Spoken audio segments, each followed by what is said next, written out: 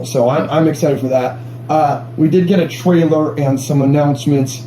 Hayden Christensen, Rosario Dawson, and Ahmad Isfandi came out for Ahsoka Season 2, along with Big Boss Dave Filoni.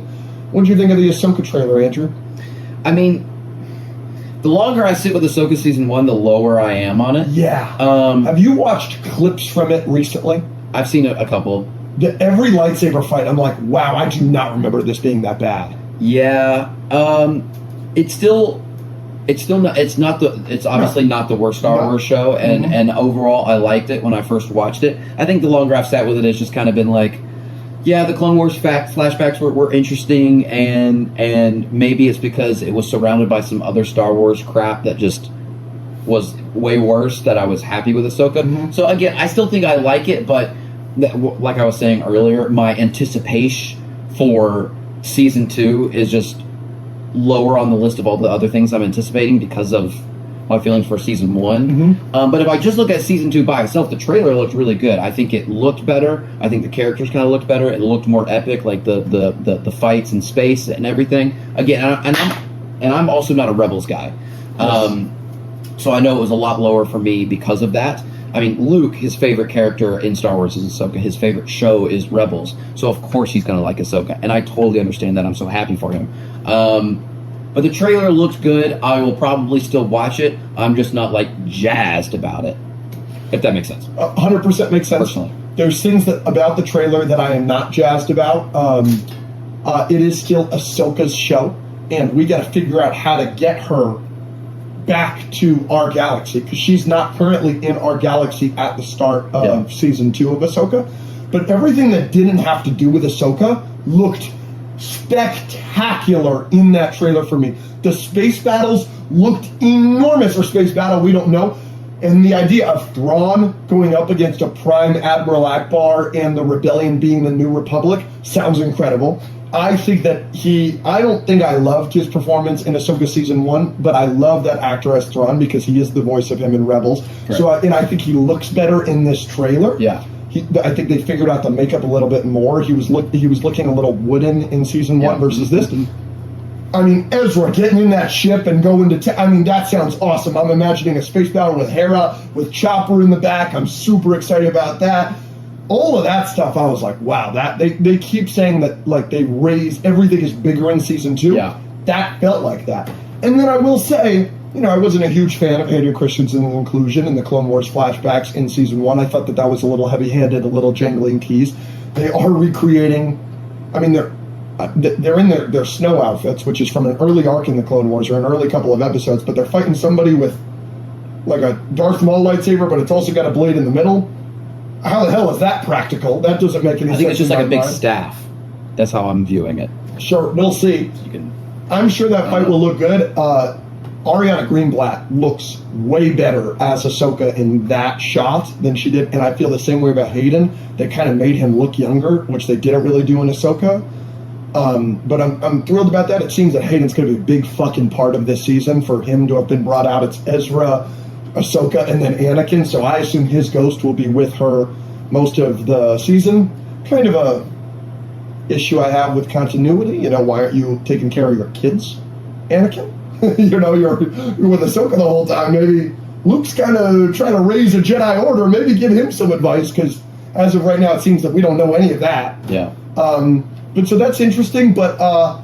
So I'm not thrilled about more Clone Wars stuff, but it looks good. It looks very good. Yeah, some of the planets and stuff look good too. So just want to say, I'm excited. I'm a Star Wars guy. I'm going to watch everything they put out. So I'm definitely watching. And then the last, Speaking of Star Wars, thank you. Starfighter. We got a trailer. Ryan Gosling came out. That trailer was not released to the public. Really? Yes. So we have that, but they don't have it. Yes, we could talk about it. Interesting. Well, yes. I'm sure plenty of people are recording it if you want to see a version of it, but we did not.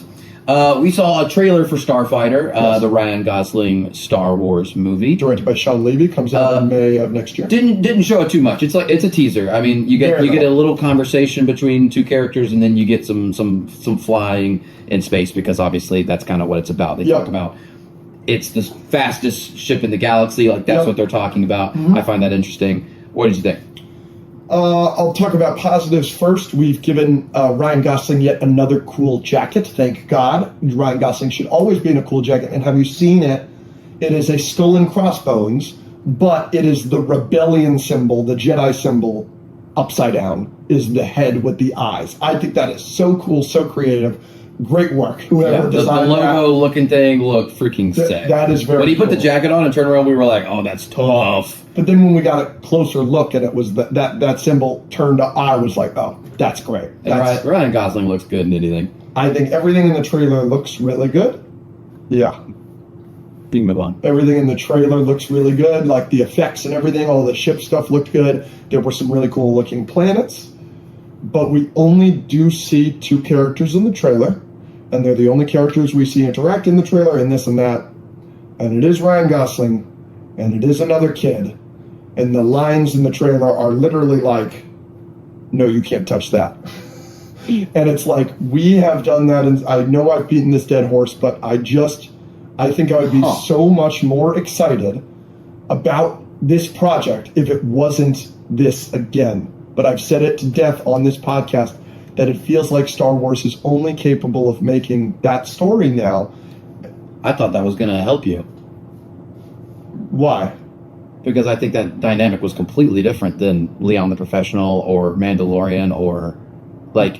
No, it's the same as Bad Batch, and it's the same as Skeleton Crew, and it's the same a little bit as Mando. Just because there's a kid in it? Because it's violent past, guy with a... Like, they're coming out and they're like, Ryan Gosling's character, Cade Oberon, he was born on the wrong side of the galaxy. Okay, that's all of those guys. And then it's the kid being annoying where he's like, hey, can I drive that? And he's like, no. Okay, same thing. And then the only other shot we see in the trailer... Every shot we see in the trailer with Ryan Gosling, other than him actually in the cockpit of the ship, is with the kid. So we know the kid's going to be a main character. And, like, them in the water planet and this and that. But then we see a shot of, like, the kid running off of a thing and going, and he's got to be caught by Ryan Gosling. That's something we've seen a million times in Star Wars at this point. I don't know. I think you're kind of just saying, like, there's a guy and a kid, and it's like everything else. I mean, if it was like Mandalorian or Grogu or some of these other things that you're having a problem with, because I agreed with you that, you know, the rugged guy finds kid helps him be softer, and now he cares about them. It felt like the relationship was completely different. It felt like this was just like his cousin or son or someone that he's known for a long time, and they just know each other, but it wasn't like this kid is going to change this guy's heart, or like that's the plot. It just seemed like they were 2 characters and one of them happened to be a kid.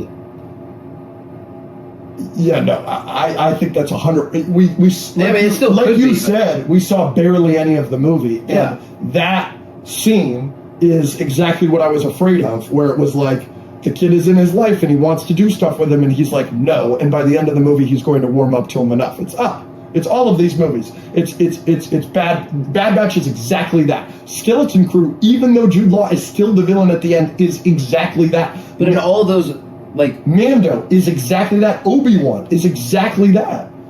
It's so much Disney Star Wars is that.